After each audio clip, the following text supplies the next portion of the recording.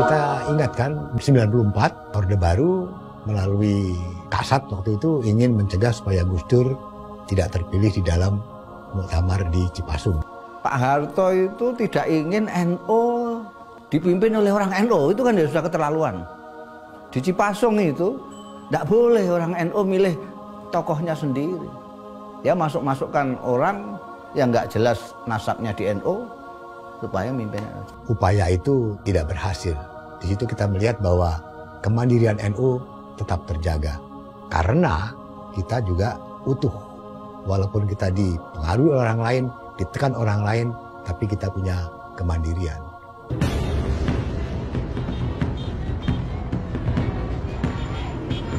Selama Orde Baru, P3 tidak pernah dipimpin oleh orang NU. Padahal mayoritas P3 itu orang NU yang pada waktu pemilu 55 menjadi 3 besar setelah PNI dan Masyumi. Sedangkan MI yang ikut nunut itu selalu mimpin P3.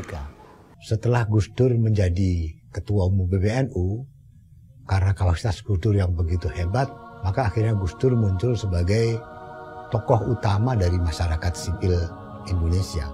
NU pun menjadi kekuatan utama masyarakat sipil karena ada Gus Dur.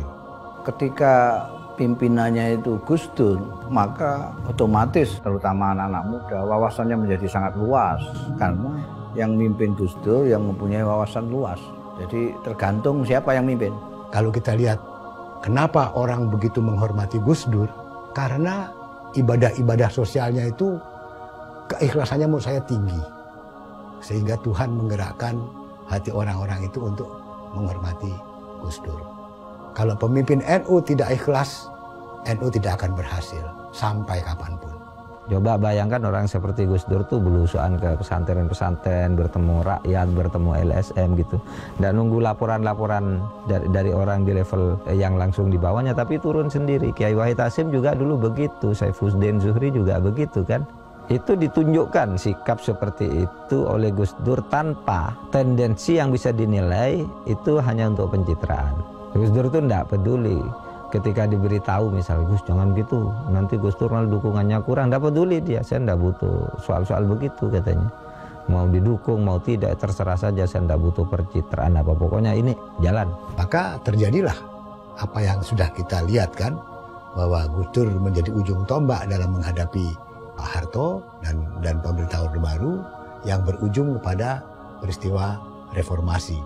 Tanpa peran Gus Dur, tanpa peran NU pada saat itu, tidak akan terjadi seperti yang kita lihat. Atau terjadi pun pasti mundur waktunya. Reformasi ini dimulai dari Ciganjur, di rumahnya Gus Dur, dihadiri oleh tokoh lain yaitu Pak Amin Rais, Ibu Megawati, dan Sri Sultan Hamengkubuwono. Itulah awal mula reformasi yang sebenarnya.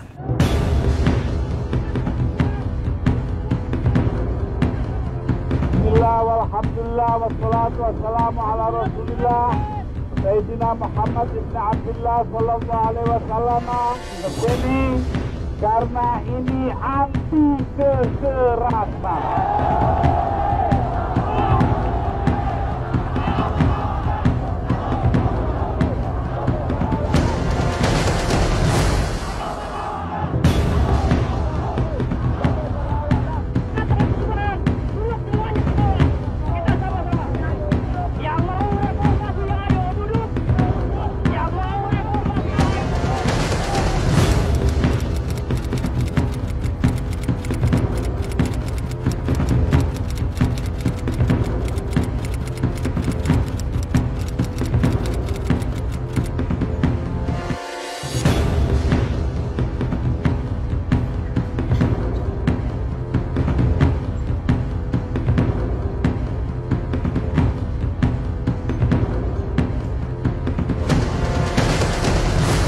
Saya memutuskan untuk menyatakan berhenti dari jabatan saya sebagai Presiden Republik Indonesia